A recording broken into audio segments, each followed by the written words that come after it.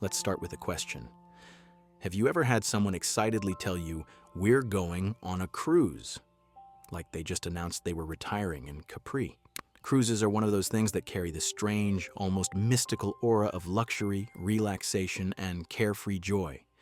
People imagine bottomless margaritas, open sea views, poolside loungers, and maybe even a dolphin sighting or two. But what many don't realize is that cruises might also be the most glamorous prison sentence money can buy.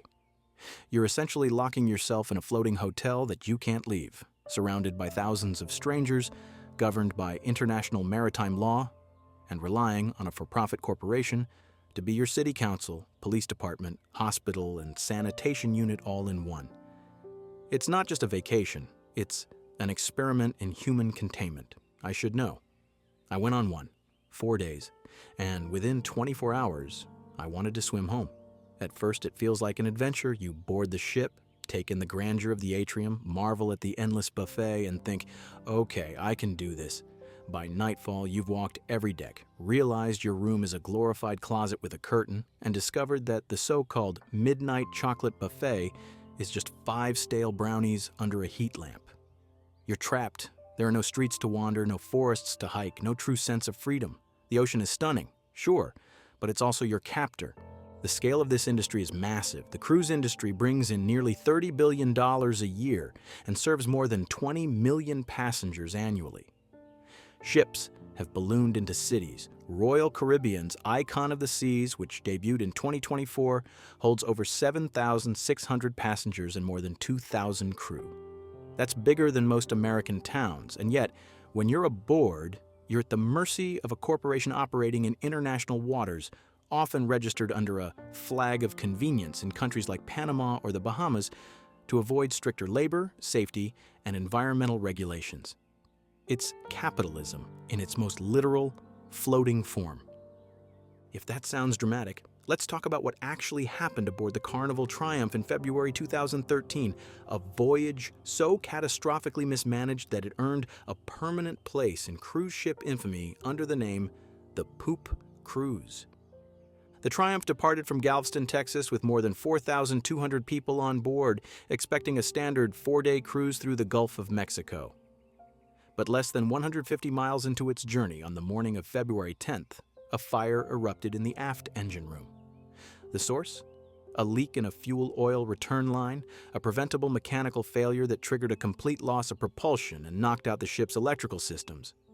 Without power, the ship couldn't move, couldn't cool itself, couldn't prepare food safely, and perhaps worst of all, couldn't manage sewage.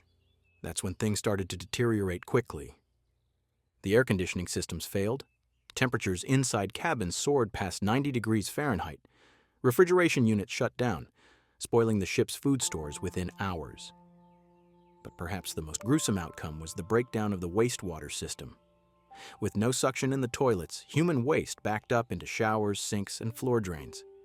The ship rapidly became unsanitary.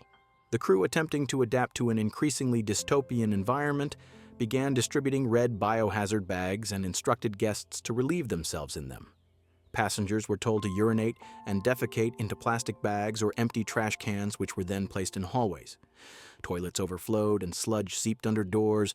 Whole decks reportedly reeked of feces. Water was in such short supply that people resorted to using bottled water for sponge baths. And if you think that was enough to spark panic, you'd be right. People began sleeping on the open decks to avoid the unbearable heat and stench in their cabins. Mattresses were dragged outside, and makeshift tent cities began forming from bed sheets and deck chairs. By day 3, passengers began documenting the conditions and uploading videos to news outlets when possible. The media frenzy took off.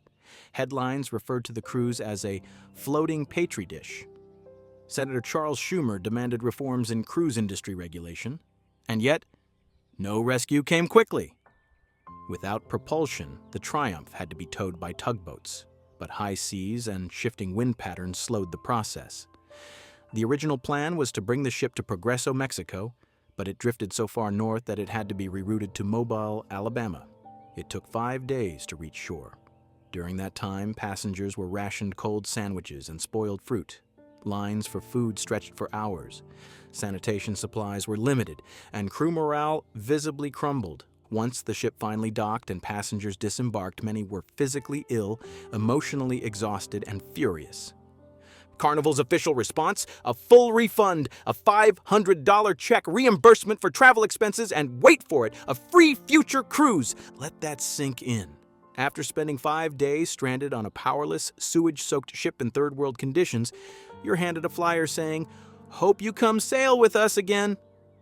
To many passengers, the offer was an insult. Dozens filed lawsuits against Carnival. Some cited emotional distress, others health-related complications from the unhygienic environment. And although Carnival argued they didn't legally guarantee safe passage, the court of public opinion wasn't so forgiving. Even more shocking, the Triumph continued operating for several more years under the same name. Only later was it refurbished and rebranded as the Carnival Sunrise. But make no mistake, it was the same vessel that for almost a week had been a floating disaster zone. And here's the kicker. Internal documents later revealed that Carnival knew only 4 of the ship's 6 generators were working at the time of departure. They knew there were ongoing maintenance issues, but they sailed anyway, prioritizing their revenue over passenger safety. So no, calling cruise ships floating nightmares isn't dramatic. It's sometimes quite literally the truth. But that was just one incident. The real terror of cruise ships lies not in the public disasters, but in the hidden ones. The crimes that don't make the news, the assaults, the disappearances, the negligence. According to U.S. Department of Transportation reports, sexual assault is the #1 crime reported on cruise ships. And over 25% of the time, the perpetrator is a crew member. And because these ships sail under foreign flags, legal jurisdiction becomes murky. Crimes often go unpunished, investigations are delayed, evidence is mishandled or outright ignored. Victims are often left without justice and perpetrators without consequence. Disappearances at sea are disturbingly common. Since 2000, over 200 people have vanished from cruise ships. Some are presumed suicides or accidents, but others remain mysterious. One of the most notorious cases is Amy Lynn Bradley, who vanished from a Royal Caribbean cruise in 1998. Multiple credible sightings of her surfaced in Caribbean brothels years later with claims that she was being held against her will. But nothing was done. No one was rescued. She remains missing to this day. Then there's the story of Rebecca Coriam, a Disney Cruise Line crew member who disappeared in 2011. Disney claimed she fell overboard during rough seas. But the weather was calm. A single Bahamian investigator spent 1 day on board before concluding the case. Her family received no answers, no justice, no body, only a bouquet of flowers placed where she allegedly went overboard. It's PR wrapped in tragedy. Even if you survive the trip physically intact, you may not be able to trust the ship's medical care. Elijah Lunsford, a carpenter working aboard the Norwegian Breakaway, reported flu-like symptoms to the ship's doctor. He was misdiagnosed and given a dangerous intravenous dose of promethazine, a drug that should have been injected into muscle tissue. His arm developed necrosis and had to be amputated. He sued and won $4.6 million, but he lost his arm on a cruise. The scariest part? Most of these incidents don't even make headlines. Every year, an average of 20 to 25 people go overboard from cruise ships. Almost all are presumed dead. In one instance, an 18-year-old jumped overboard on a dare. His friends filmed it. He vanished into the dark, endless sea. His body was never found. That's how quickly life can end out there. 1 second you're laughing with friends. The next, you're a ghost in the water. Some people even disappear on board. They miss the all-aboard call at port and are left behind, often in foreign countries. No call-out, no search. You're just gone. Your vacation turns into a survival movie. So why do people still go? Because cruise ships sell you a dream. Unlimited food, open bars, poolside DJs, giant slides, casinos. It's a neon-colored paradise trap. They market to families, retirees, Instagram influencers.